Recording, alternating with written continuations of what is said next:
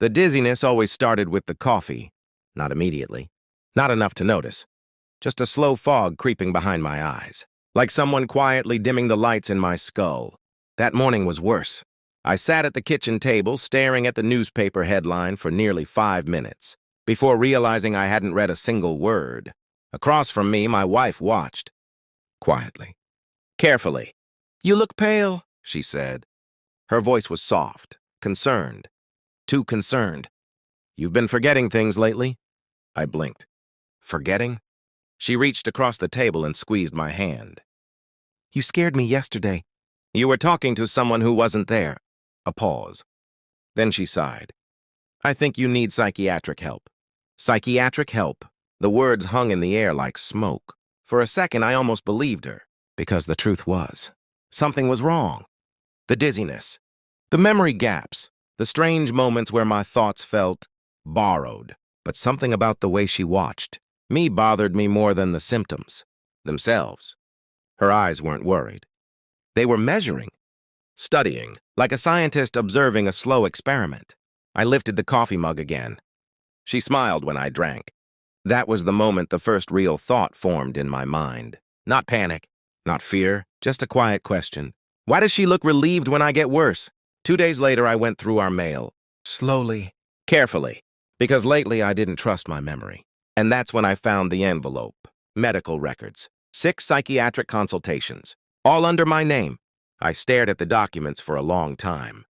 Dates. Doctor signatures. Notes describing my behavior. Patient appears paranoid. Memory deterioration.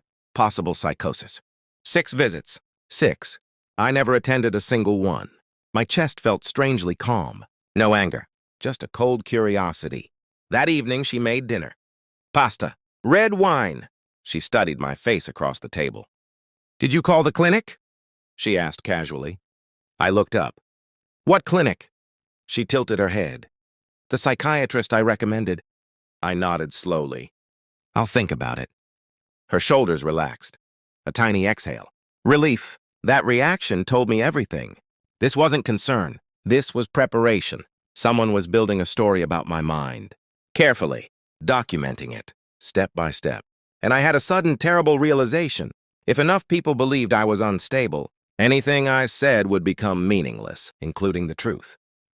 I stopped drinking the coffee. Not openly. I just let it sit on the counter. When she wasn't looking, I poured it down the sink. The dizziness disappeared within 3 days. The fog lifted like a curtain.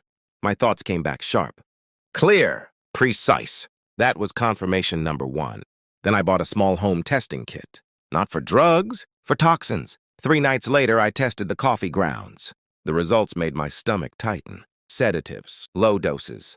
The kind used in psychiatric stabilization. Enough to confuse someone. Not enough to kill them.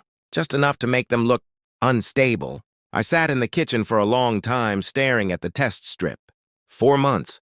4 months of fog, of doubt, of slowly losing control of my own mind. And then I started noticing the rest. The whiskey bottle in the cabinet. My favorite scotch. She never drank it. But the level had changed. One evening I poured 2 glasses. She watched me. "You're drinking again?" she asked. "Just a little." I smiled. But I didn't drink. Instead, I waited until she left the room. Then I tested it. The strip turned dark immediately. My fingers tightened around the glass. Not sedatives. Something stronger. Antipsychotic medication. My wife wasn't just trying to confuse me. She was building medical evidence that I was mentally unstable. And the doctor record suddenly made perfect sense. She was preparing to prove I was insane. I sat there in the quiet kitchen. And for the first time in months, I felt perfectly awake. Thanksgiving arrived 2 weeks later. My phone rang that afternoon. My daughter-in-law, her voice loud and irritated. "If you want to join Thanksgiving, come wash the dishes." I leaned back in my chair. A long silence. Then I replied calmly, "Enjoy." And I hung up. That night I posted something online. Just a few photographs. Nothing dramatic. Just images of my newly purchased villa in Switzerland. White stone terraces. Alpine lake views. Private docks. Silence. For 20 minutes. Then my phone exploded. Calls. Messages. Voicemails. 71 calls in 3 hours. My daughter-in-law. My son. My wife. Greed is louder than anger. When my wife finally came home, her face was pale. "Where did you get the money for that house?" she demanded. I slid a folder across the table. Inside were two things: the lab reports from the coffee and the toxicology test from the scotch. Her hands trembled as she read. The color drained from her face. "You drugged me for 4 months," I said quietly. She opened her mouth. "Nothing came out." "I kept samples," I continued. 4 months of them." Her breathing turned shallow. "And I also spoke with the clinic." I tapped the psychiatric reports. "The doctor confirmed something interesting." She stared at me. "They never met me." Silence filled the room. Cold. Heavy. "You impersonated me," I said, "to build a medical record." Her lips trembled. "It wasn't—" I raised a hand. She stopped. "No shouting, no rage, just quiet facts. I also contacted a lawyer in Zurich." Her eyes widened. "Swiss property law is very strict." I leaned forward. "The villa is in a trust." A long pause. "You're not in it." She looked like someone had pulled oxygen from the room. "But the most interesting part," I said softly, "is that poisoning someone for financial gain is a criminal offense." Her chair scraped against the floor. She stood suddenly, terrified. For the first time in months, I watched her lose control. I left the house the next morning. No arguments, no drama, just a suitcase and silence. My phone kept ringing during the flight.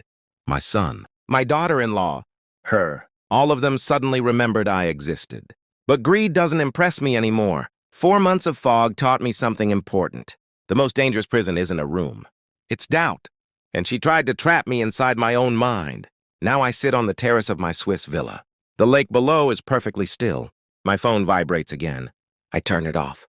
Because some betrayals don't deserve forgiveness. They deserve distance. And the moment I realized the fog was gone, I understood something simple. She didn't lose me. She created the man who walked away.